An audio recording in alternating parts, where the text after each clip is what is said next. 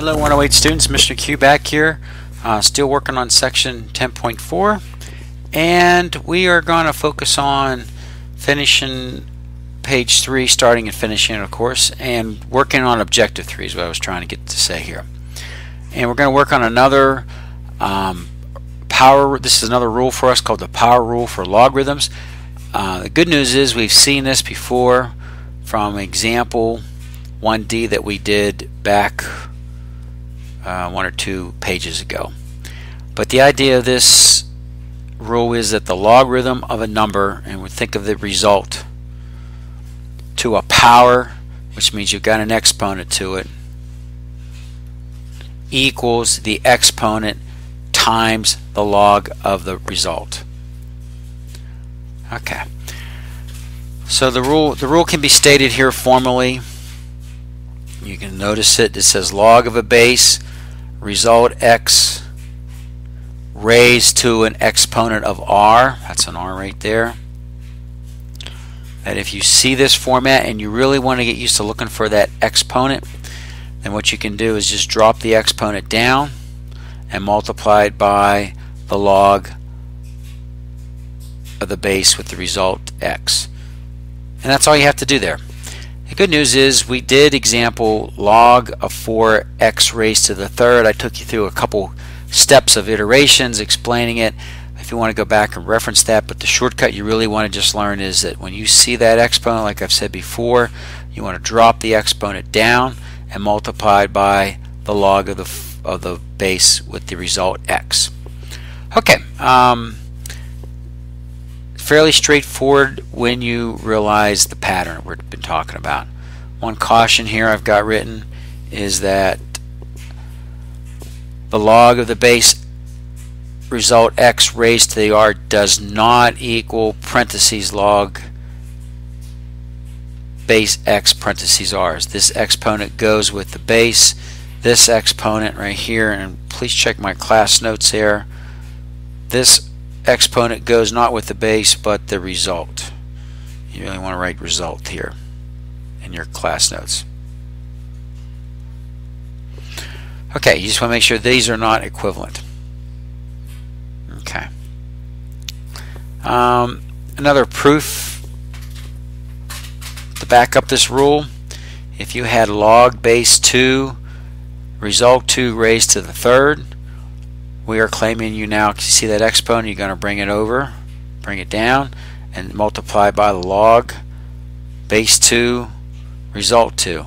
And what's interesting is whenever you see the base and the result are the same, 2 and 2, that's equivalent to a 1. Multiply 3 times 1 and you get 3. Okay, now that's how you can use the rule.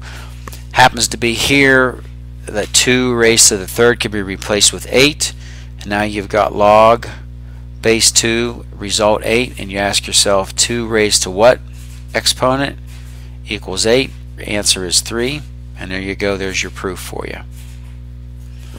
Okay, we can kind of move down here and look at a couple problems. Example 3a, turn around and have log base 5 result 4 squared. Shortcut answer is just simply write the exponent down, say 2, multiply, you don't have to put the multiplication in of course, but 2 times the log base 5 result 4, and that's all you have to do. Then you try to ask yourself if you can simplify, and here you cannot. Okay, example 3b, maybe you see log b x5, see the exponent, bring it down and multiply it by the log of the same base of x. Not much to do once you see these. Sometimes there's a little cleanup here. Example 3c, a little bit interesting problem. It says log base b result square root of 7. When you see that square root, you want to convert all square roots into raised to the 1/2 power. So here's your log base, here's the 7, square root turns into 1/2. Don't forget there, that's the famous right hand, your finger, index finger and thumb up, and you rotate it counterclockwise. Don't forget square roots have got an index of 2. This has an exponent of 1. You rotate those up and drop the radical sign, and that's how you get 7 to 1/2. Most of you should be comfortable with that. Now that you see the exponent, simply write the exponent and multiply by the log, base 7.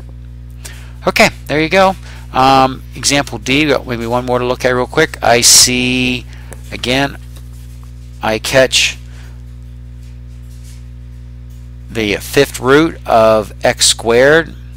I notice it's log 2 of that's the result I mentioned. Every time you see that radical, get rid of the radical, convert it to an exponent. So again, the right hand rule with your thumb and your index finger, you match them up with the 5 and 2, rotate it up, drop the radical sign, and you've got the x raised to the 2/5. Now that you see that, there's the exponent. It happens to be a fraction. Just bring it down, whatever it is, and multiply by the log, log 2 base x. And there's your answer. Okay, class, we are doing good here. We've wrapped up page 3. We're going to move on to page 4 here in a second, so I'll see you in a minute or so.